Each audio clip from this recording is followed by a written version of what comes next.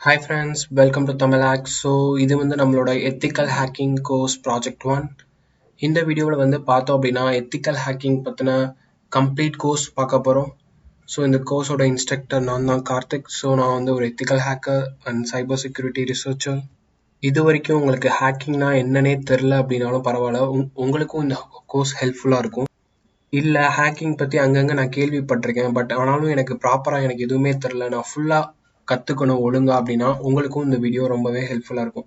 So இந்த video வந்து expert லெவலில் இருக்கவங்களுக்கு கிடையாது, பிகினர் லெவலில் இருக்கவங்க. ஸோ பிகினரில் ஸ்டார்ட் பண்ணி நம்ம ஒரு எக்ஸ்பர்ட் லெவல் வரைக்கும் இந்த வீடியோ கோர்ஸில் நம்ம போக போகிறோம்.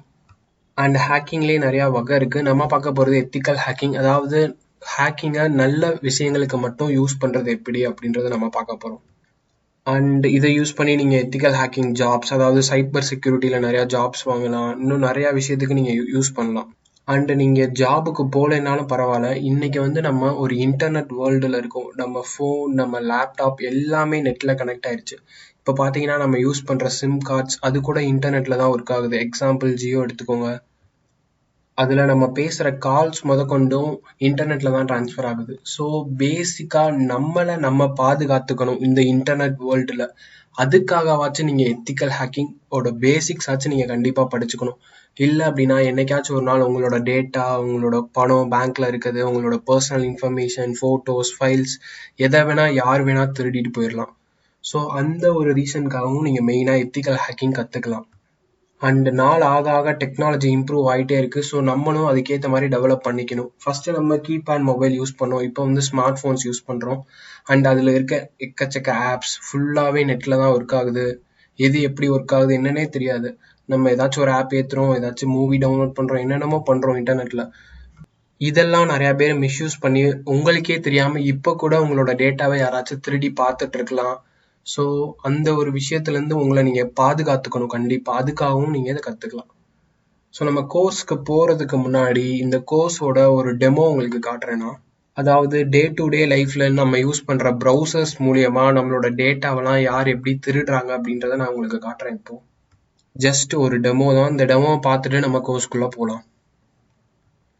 நான் என்ன பண்ணியிருக்கேன் அப்படின்னா, கூகுள் குரோம் ப்ரௌசரை ஓப்பன் பண்ணியிருக்கேன்.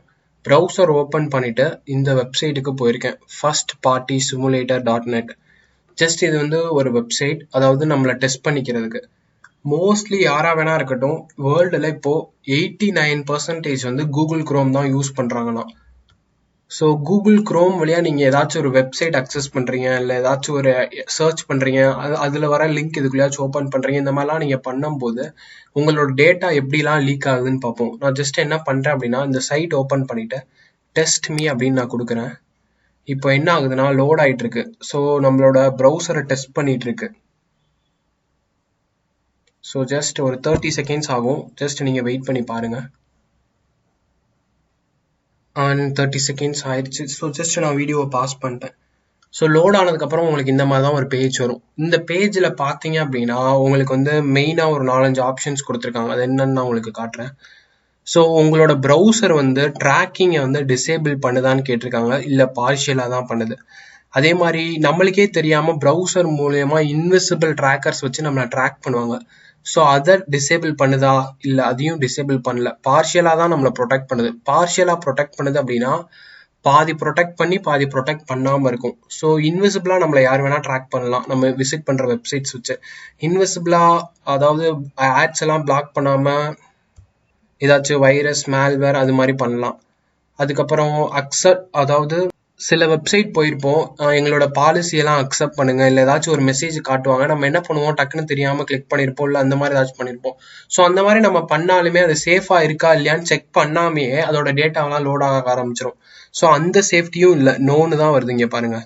அதே மாதிரி தேர்ட் பார்ட்டி யார் வேணாலும் நம்மளோட ப்ரௌசரில் இருக்க டேட்டாவை ரீட் பண்ணலாம். ஸோ அதுக்கும் எந்த ப்ரொடெக்ஷனுமே இல்லை, நோ தான் வருது. அதுக்கப்புறம் ஃபைனலாக பார்த்தீங்கன்னா ஃபிங்கர் பிரிண்டிங் அப்படின்னு ஒரு ஆப்ஷன் இருக்குது. ஸோ அது வந்து நம்மளுக்கு வந்து அதுவும் இன்ட்டு மார்க் தான் இருக்குது. ஸோ நம்ம ப்ரௌசருக்குன்னு ஒரு யூனிக்காக ஒரு ஃபிங்கர் பிரிண்ட் இருக்குது. ஃபிங்கர் பிரிண்ட் இன்னும் உங்களுக்கு புரிகிற மாதிரி சொல்லணும் அப்படின்னா, நம்ம கைரேகை இருக்குல்ல, அதே மாதிரி கம்ப்யூட்டர்ஸ்க்கும் இண்டிவிஜுவலாக ஒரு ஃபிங்கர் பிரிண்ட் இருக்கும். உலகத்திலே உங்கள் ஃபிங்கர் பிரிண்ட் உங்களுக்கு மட்டும்தான் இருக்கும். அதே மாதிரி நம்ம கம்ப்யூட்டர், நம்ம மொபைல், அது எல்லாத்துக்குமே இண்டிவிஜுவலாக ஒரு ஐடி மாதிரி இருக்கும். ஸோ அதை வச்சு நம்ம யாரு நம்ம எங்க இருக்கோம் அப்படின்றதெல்லாம் அவங்க ட்ராக் பண்ண முடியும். ஜஸ்ட் நான் என்ன பண்றேன் அப்படின்னா இந்த இடத்துல show full results for finger printing இருக்கு, அதை கிளிக் பண்றேன். அதை கிளிக் பண்ணனா எனக்கு கீழே இன்னும் நிறைய ஆப்ஷன்ஸ் வந்துட்டே இருக்கும். ஜஸ்ட் உங்களுக்கு நான் ஜூம் பண்ணி காட்டுறேன். இப்போ பார்த்தீங்கன்னா நம்ம ப்ரௌசரோட யூசர் ஏஜென்ட் யாரு, நான் என்ன ஓஎஸ் யூஸ் பண்றேன், எந்த லேப்ல இருந்து அதாவது நெட் அக்சஸ் பண்றேன், நான் என்னெல்லாம் பிளக்இன் வச்சிருக்கேன், அதுக்கப்புறம் பார்த்தீங்கன்னா என்னோட டைம் ஜோன் என்ன, என்னோட ஸ்க்ரீன் சைஸ் என்ன, கலர் என்ன. அதாவது நீங்க இப்போ ஒரு வெப்சைட் விசிட் பண்றீங்கன்னா உங்களோட ஸ்கிரீன் சைஸ், அதாவது நீங்க லேப்டாப் வச்சிருந்தீங்கன்னா உங்க லேப்டாப் ஸ்கிரீன் சைஸ், மொபைல் வச்சிருந்தீங்கன்னா மொபைல் ஸ்கிரீன் சைஸ், அதோட கலர் ரெசல்யூஷன் என்ன, இந்த மாதிரி எல்லா டேட்டாவையும் ட்ராக் பண்றாங்க.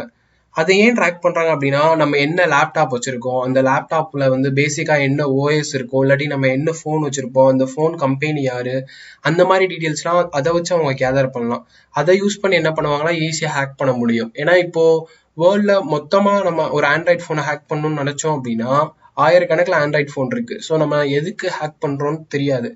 ஸ்பெசிஃபிக்கா இப்போ எக்ஸாம்பிள் ரெட்மி இந்த வெர்ஷன் அப்படின்ற ஒரு ஸ்பெசிஃபிக் டீடைல் கிடைச்சிருச்சுன்னா ஹேக் பண்றது இன்னும் ஈஸி.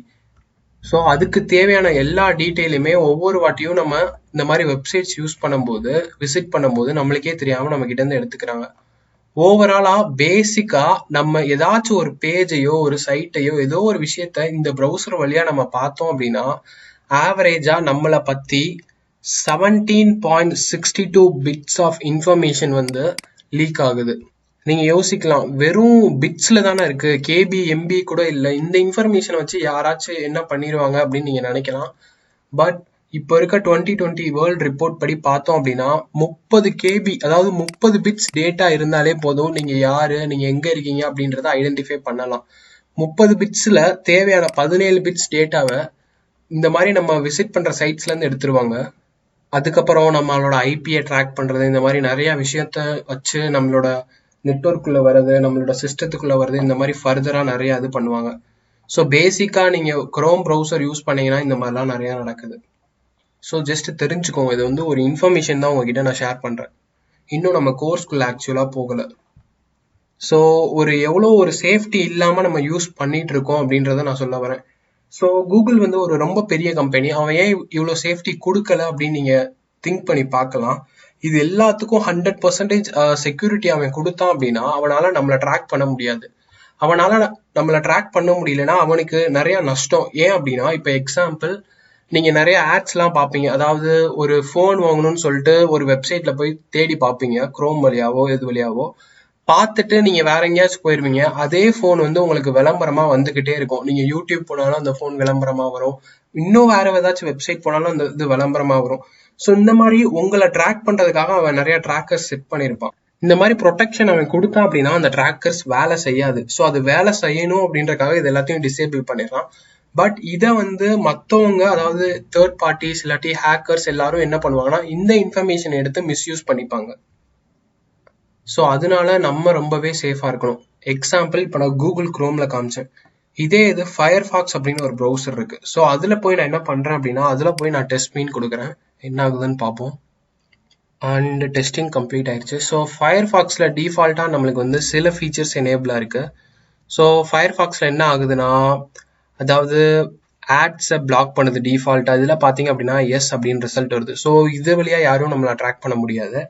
அண்ட் இன்விசிபிள் ட்ராக்கர்ஸை கம்ப்ளீட்டா ரிமூவ் பண்ணல, பட் பார்ஷியலா ப்ரொடெக்ட் பண்ணுது.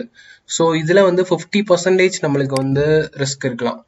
அண்ட் ட்ராக்கர்ஸ் ஜென்ரலா இருக்க ட்ராக்கர்ஸை வந்து கண்டிப்பாவே அலோவ் பண்ணல. ஸோ இது வந்து நம்மளுக்கு ப்ரொடெக்ஷன்ல இருக்கு. கூகுள் குரோமை கம்பேர் பண்ணும்போது ஃபயர்ஃபாக்ஸ் வந்து நம்மளுக்கு 2 இதை கம்ப்ளீட்டா பிளாக் பண்ணுது, நம்பர் 1 அண்ட் நம்பர் 3.